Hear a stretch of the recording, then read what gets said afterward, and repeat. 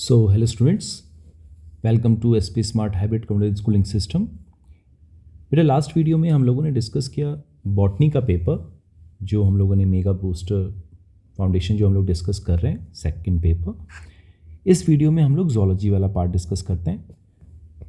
तो आपका जो पहला क्वेश्चन जो आता है generally it is define gametogenesis, explain the steps involve in the process of spermatogenesis. ठीक है, तो गैमेटोजेनेसिस क्या है? The process of production and development of haploid gametes, जो भी सेक्स ऑर्गन्स के जो भी गैमीट्स हैं, है ना, which are testes in males अगर हम बात करें और ओवरी इन फीमेल्स, तो द प्रोडक्शन जो हो रहा है स्पर्म का या फिर ओवा का is called as gametogenesis and the production of male gamete is known as spermatogenesis. ठीक है, तो क्या प्रोसेस है इसका?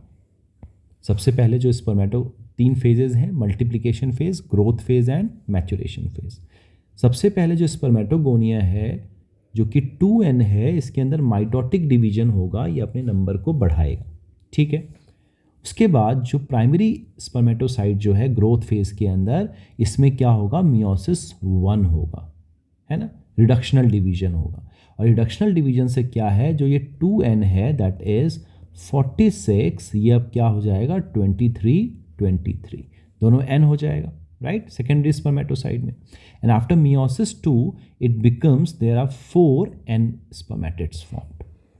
ठीक है बच्चे, तो स्पर्मेटिड्स क्या हैं? नॉन मोटाइल होते हैं।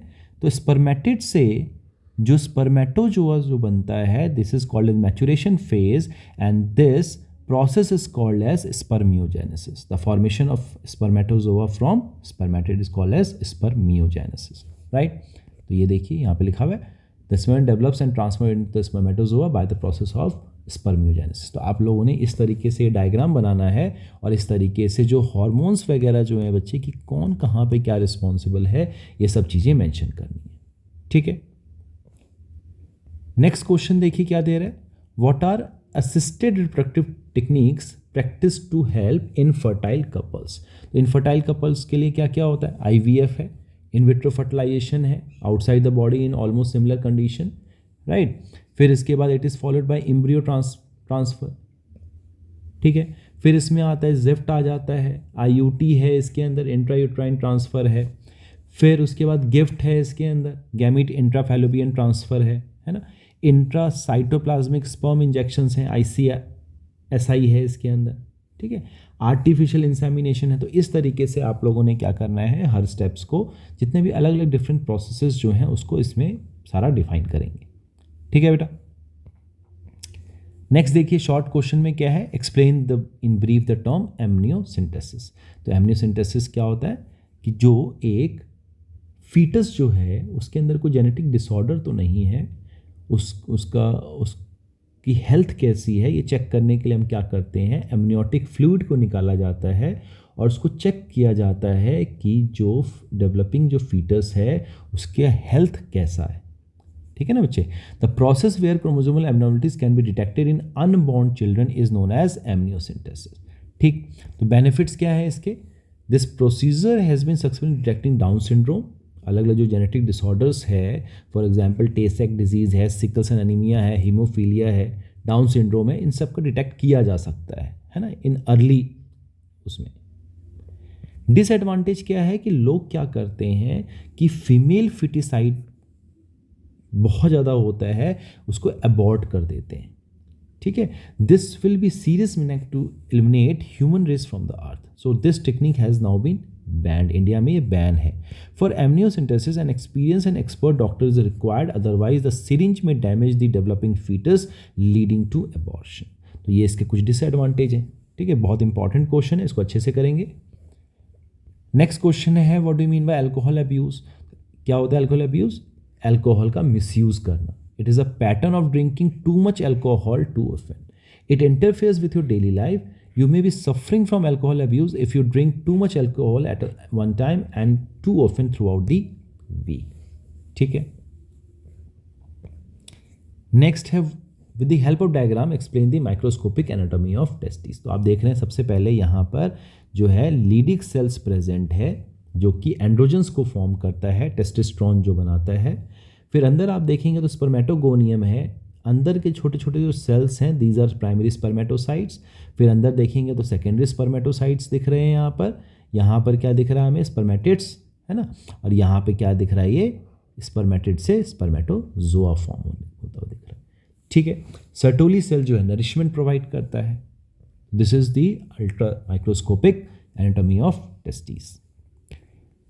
फिर बात करें explain in brief DNA fingerprinting, तो it is a technique which is use to identify and analyse the variation on the basis of variation and polymorphism in DNA sequence is called as DNA fingerprinting. किसने develop किया, ये Alex Jeffrey ने develop किया, है ना। क्या use किया जाता है, यूज सेटेलाइट डीएनए का यूज़ किया जाता है which is called as VNTRs, variable number of tandem repeats, as a proof because it showed the high level of polymorphism. ठीक है, पॉलीमॉर्फिज्म का क्या मतलब है कि उसके मॉर्फोलॉजिकली उसके अंदर डिफरेंट स्ट्रक्चर्स प्रेजेंट हो, है ना। ज़्यादा पॉलीमॉर्फिज्म, पॉली का मतलब क्या होता है, बहुत सारा, राइट।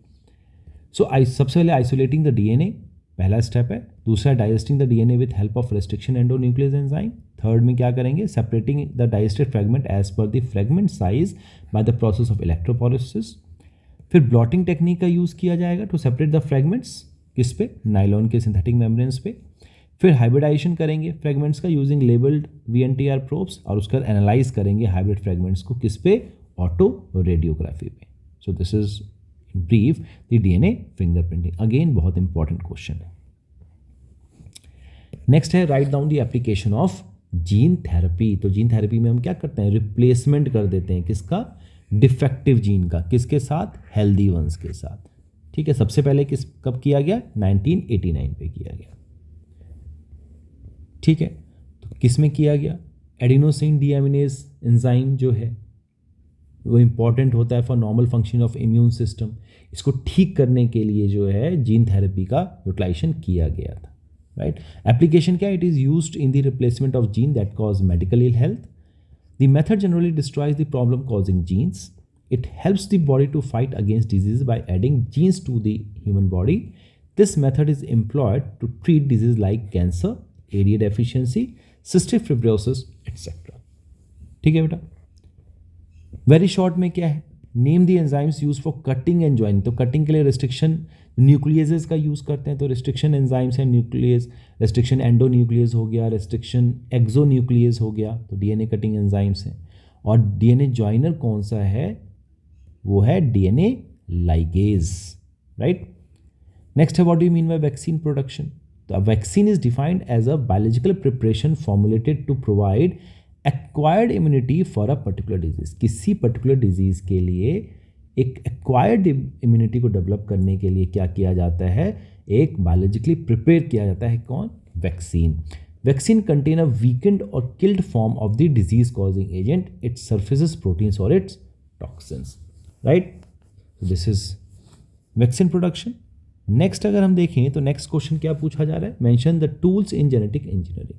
तो हमें एंजाइम्स की ज़रूरत पड़ती है, रेस्ट्रिक्शन एंडोन्यूक्लियस, रेस्ट्रिक्शन एक्सोन्यूक्लियस की ज़रूरत पड़ती है, वेक्टर्स की ज़रूरत पड़ती है, हमें होस्ट ऑर्गेनिजम्स की ज़रूरत पड़ेगी।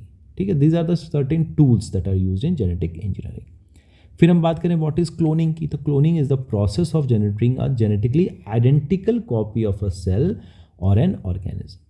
Cloning happens all time in the nature. In biomedical research, cloning is broadly defined to mean the duplication of any kind of biological material for scientific study, such as a piece of DNA or an individual cells.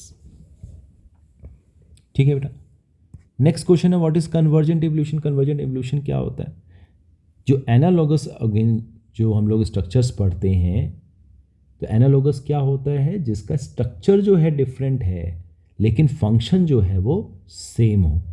तो analogous organs जो हैं depicts convergent evolution. For example, जो wing of an insect की अगर हम बात करें या बर्ड के विंग्स की बात करें, दोनों का स्ट्रक्चर अलग अलग है, लेकिन दोनों ही अपने विंग्स का यूज़ किस लिए करते हैं, फ्लाई करने के लिए करते हैं। ठीक है, तो एग्जाम्पल में क्या दिया गया, flippers of dolphins and penguins are examples of convergent evolution. Right, दोनों के स्ट्रक्चर्स जो हैं वो डिफरेंट हैं, लोग लेकिन दोनों ही अपने फ्लिपर्स का यूज़ करते हैं, है ना। In both animals flippers have different origin but serve a similar purpose. दोनों ही जो है उसे स्विमिंग करने के लिए उसका यूज करते हैं, right. This is convergent evolution. Next है बेटा, explain the term gift and gift. अभी पढ़ा हम लोगों ने, जिफ्ट क्या है, जाइगोट इंट्राफैलोपियन ट्रांसफर। जिफ्ट क्या है, गैमीट इंट्राफैलोपियन ट्रांसफर। नेक्स्ट क्वेश्चन है, grass hopper is an example of, किस टाइप का सेक्स डिटर्मिनेशन है, तो x x and x not होता है grass hopper because it is an insect. Next है कंफर्मेशन टेस्ट फॉर टाइफाइड, तो विडाल टेस्ट का यूज किया जाता है। डैश कॉजेज निमोनिया, तो निमोनिया कौन कॉज करता है, स्टेप्टोकॉकस निमोनिया या हीमोफाइलस इन्फ्लुएंजा। नेक्स्ट है कोकेन इज ऑब्टेन फ्रॉम, तो कोकेन किससे मिलता है बच्चे, हमें कोके प्लांट से मिलता है, that is Erythroxylum Coca. So this is all about the zoological paper, right. तो आई होप कि आप लोगों को ये पेपर समझ में आया होगा। इस पेपर को अच्छे से सॉल्व करेंगे, अच्छे से अपनी कॉपी में लिखेंगे। इसका PDF जो है मैं आप लोगों को सेंड कर दूंगा, ठीक है बेटा। तो all the best everyone, God bless, take care.